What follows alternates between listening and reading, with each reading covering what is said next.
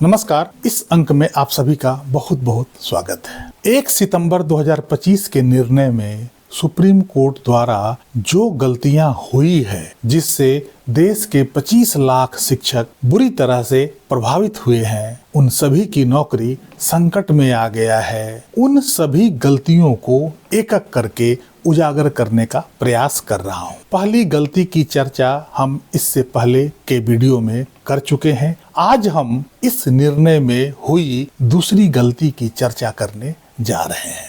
Supreme court के इस निर्णय में दूसरी सबसे बड़ी गलती यह रही है कि इसमें टेट की वैलिडिटी को जांचा परखा नहीं गया है। इस मुकदमे में सबसे पहले इस बात पर सुनवाई होनी चाहिए थी कि आखिर टेट, जिसके लिए देश में इतना हाय तौबा मचा हुआ है, आखिर यह है क्या। और आरटीई एक्ट की धारा 23 में जो मिनिमम क्वालिफिकेशन की बात कही गई है, उस मानक पर यह खरा उतरता भी है या नहीं। अर्थात आरटीई एक्ट की धारा 23 के सापेक्ष में टेट को योग्यता कहा जा सकता है या नहीं। कुल मिलाकर यह कहें कि टेट, जिन्हें एनसीटीई ने आरटीई एक्ट के तहत एक न्यूनतम योग्यता के रूप में प्रस्तुत किया है, वो एक योग्यता होने की सभी क्राइटेरिया को पूरा करता है या नहीं। अर्थात टेट को योग्यता कहा जा सकता है या नहीं। क्वालिफिकेशन अर्थात योग्यता और एलिजिबिलिटी अर्थात पात्रता, दोनों में बड़ा अंतर है। आरटीई एक्ट की धारा 23 न्यूनतम योग्यता की बात करता है, न कि पात्रता का। बिना इस बात को समझे सुप्रीम कोर्ट ने टेट को पूरे देश के सभी शिक्षकों पर लागू कर दिया। यह ठीक उसी प्रकार से हुआ जैसे किसी वैक्सीन को बिना उसके सुरक्षा मानक को परखे, बिना उसके चरित्र को जाने, बिना उसकी प्रामाणिकता को जांचे, बिना इसकी परवाह किए कि वो वैक्सीन कितना कारगर है और वो वैक्सीन की परिभाषा के अंतर्गत आता भी है या नहीं, इसे सभी लोगों के लिए जरूरी बता दिया जाए। आरटीई एक्ट की धारा 23 की उपधारा 1 में न्यूनतम योग्यता की बात की गई है और इस न्यूनतम योग्यता को निर्धारित करने का कार्य एनसीटीई को सौंपा गया था और एनसीटीई ने योग्यता के जगह पात्रता का इजाद कर दिया, पात्रता का निर्धारण कर दिया। योग्यता का अर्थ ऐसा कोर्स का निर्धारण करना है जिससे किसी व्यक्ति में उस कार्य को करने के लिए उसे सर्वगुण संपन्न बनाया जाए, उस व्यक्ति में किसी खास कार्य को करने के लिए योग्य या निपुण बनाया जाए। अर्थात उन व्यक्तियों में उन गुणों का विकास करना है जिससे वो व्यक्ति किसी खास कार्य करने के लिए योग्य बन सके। जैसे वकील जज बनने के लिए एलएलबी का कोर्स, नर्स बनने के लिए नर्सिंग का कोर्स, डॉक्टर बनने के लिए मेडिकल का कोर्स और इंजीनियर बनने के लिए इंजीनियरिंग का कोर्स।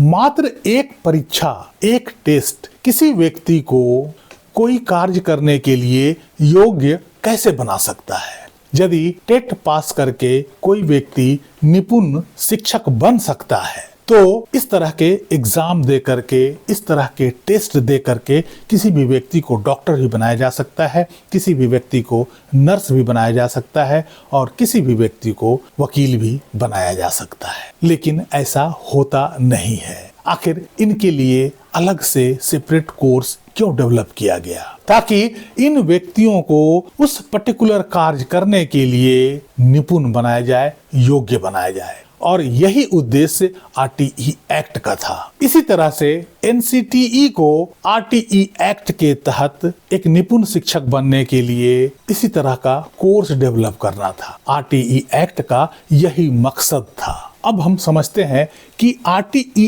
एक्ट का सही मायने में न्यूनतम योग्यता का क्या अर्थ था। यदि आप आरटीई एक्ट के उद्देश्यों को पढ़ेंगे और सेक्शन 23 का सब सेक्शन 1 और 2 को मिलाकर पढ़ेंगे तो यहाँ से पता चलेगा कि इस एक्ट में न्यूनतम योग्यता का क्या तात्पर्य है? आरटीई एक्ट में न्यूनतम योग्यता से तात्पर्य है कि किसी ऐसे कोर्स को डेवलप किया जाए, ऐसे इंस्टीट्यूशंस बनाए जाएं जिससे शिक्षक बनने के इच्छुक किसी भी व्यक्ति को उस कोर्स के द्वारा उसे एक योग्य शिक्षक बनाया जा सके।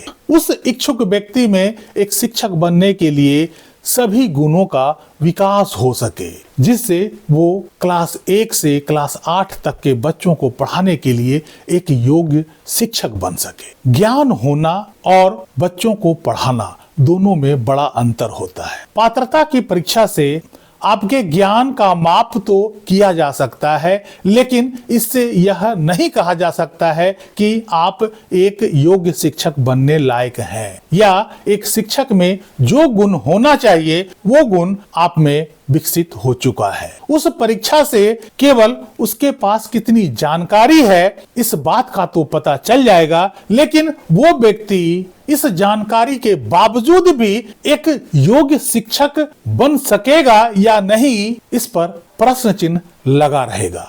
एक शिक्षक में बहुत सारे गुणों की जरूरत है, उसमें पेशेंस की जरूरत होती है। एक बच्चे को किस तरह से शिक्षा देना चाहिए, एक बच्चे को किस तरह से सिखाया जाना चाहिए, एक बच्चे के अंदर किस तरह से ज्ञान का प्रवाह को बढ़ाना चाहिए, इसके लिए एक योग्य शिक्षक की जरूरत होती है। और उसी योग्य शिक्षक को बनाने के लिए आरटीई एक्ट में मिनिमम क्वालिफिकेशन की बात की गई है कि सरकार ऐसे इंस्टीट्यूशंस, ऐसे कोर्सेज डेवलप करे जिससे कि देश में योग्य शिक्षक को बनाया जा सके, उसमें एक शिक्षक होने के सभी गुणों का विकास किया जा सके। यही कारण है कि जब आप आरटीई एक्ट के सेक्शन 23 का सब सेक्शन 2 पढ़ेंगे तो उसमें इस बात की ओर इशारा किया गया है। सेक्शन 23 का सब सेक्शन 2 में यह कहा गया है कि whereas a state does not have adequate institutions offering courses or training। आखिर इस सेक्शंस में शिक्षक बनने के लिए एक शिक्षक की मिनिमम योग्यता के लिए ट्रेनिंग, कोर्सेज और इंस्टीट्यूशंस की बात क्यों की गई है? इस बिंदु पर सुप्रीम कोर्ट ने ध्यान नहीं दिया और न ही एनसीटीई ने न्यूनतम योग्यता को बनाने में इसका ध्यान रखा। इसके लिए सभी राज्य सरकारों को 5 साल का वक्त भी दिया गया था। आखिर जब एक एग्जाम ही कंडक्ट कराना हो तो उसके लिए राज्यों को 5 साल की क्या जरूरत है? इसका सीधा अर्थ होता है कि आरटीई एक्ट का उद्देश्य था कि एक ऐसा कोर्स डेवलप किया जाए और उस कोर्स और ट्रेनिंग की व्यवस्था के लिए सभी राज्यों को 5 साल का समय दिया गया था। यदि आरटीई एक्ट का उद्देश्य केवल एक परीक्षा कंडक्ट कराना होता तो किसी भी राज्य को 1 साल का समय इसके लिए सफिशिएंट होता है। कुल मिलाकर यह कहें तो TET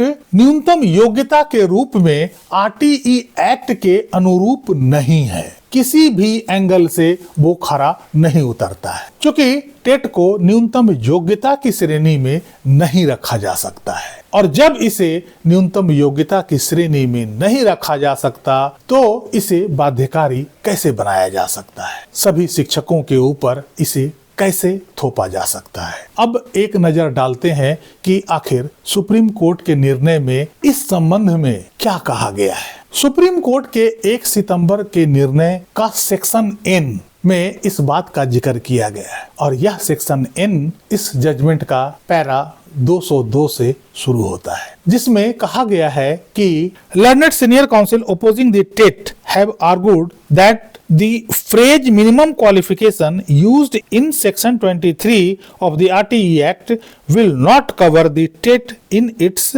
ambit. They contend that the TET is not a qualification at all but an eligibility criterion.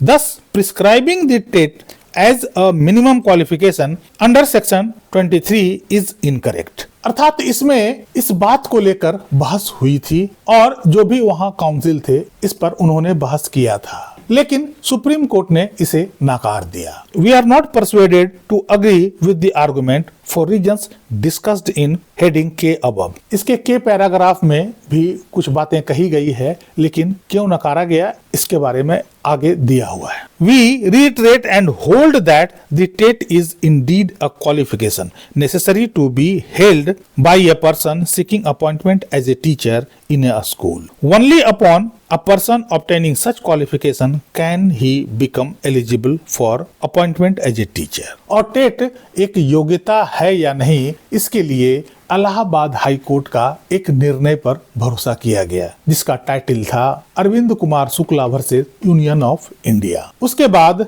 जो फाइनल ऑब्जर्वेशन था कोर्ट का टेट को योग्यता के संबंध में, वो इस प्रकार था कि thus we hold that the TET is one of the minimum qualification that may be prescribed under section 23 of the RTE Act। Court ने RTE एक्ट के सेक्शन 23 के सब सेक्शन 2 में जो इंस्टीट्यूशंस, ट्रेनिंग, कोर्सेज की बात लिखा गया था उस पर ध्यान नहीं दिया। RTE एक्ट के अनुसार न्यूनतम योग्यता का मतलब क्या है, वो किस ओर इशारा कर रहा है, इस पर गहनता से विचार नहीं किया। इलाहाबाद हाई कोर्ट का एक जजमेंट पर कोर्ट ने भरोसा किया, लेकिन RTE एक्ट के सेक्शन 23 के सब सेक्शन 2 में लिखी गई बातों पर ध्यान नहीं दिया। यदि कोर्ट ने इस पर ध्यान दिया होता, इसे गंभीरता से लिया होता, तो टेट को कभी भी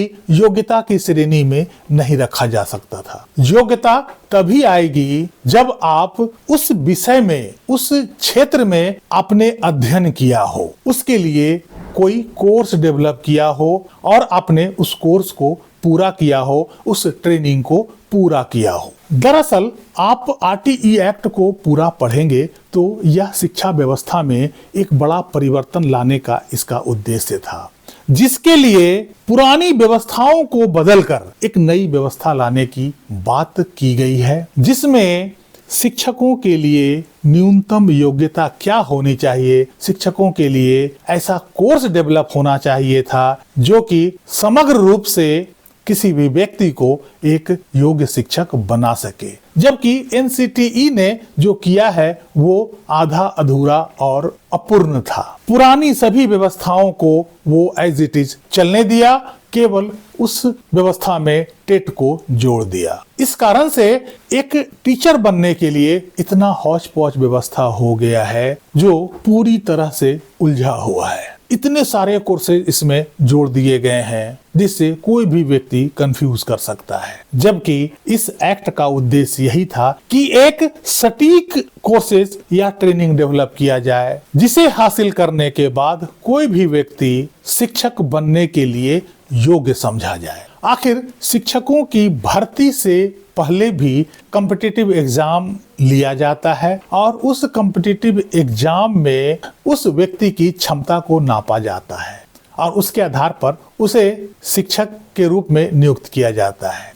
तो आखिर टेट की जरूरत क्या थी? आखिर कुल मिलाकर टेट भी तो एक परीक्षा ही है। इसलिए इस निर्णय में सबसे पहले इसी बात पर चर्चा होनी चाहिए थी कि आखिर RTE एक्ट के संदर्भ में यह न्यूनतम योग्यता की श्रेणी में आता है या नहीं। हालांकि इस विषय पर कभी भी अलग से रिट पिटीशन डाला जा सकता है, क्योंकि टेट को किसी भी एंगल से योग्यता की श्रेणी में नहीं रखा जा सकता है। इस अंक में यहीं तक। कैसी लगी जानकारी कमेंट करके जरूर बताइएगा। वीडियो को लाइक कीजिएगा, चैनल को सब्सक्राइब कीजिएगा। मिलते हैं अगले अंक में, तब तक के लिए जय हिंद, वंदे मातरम।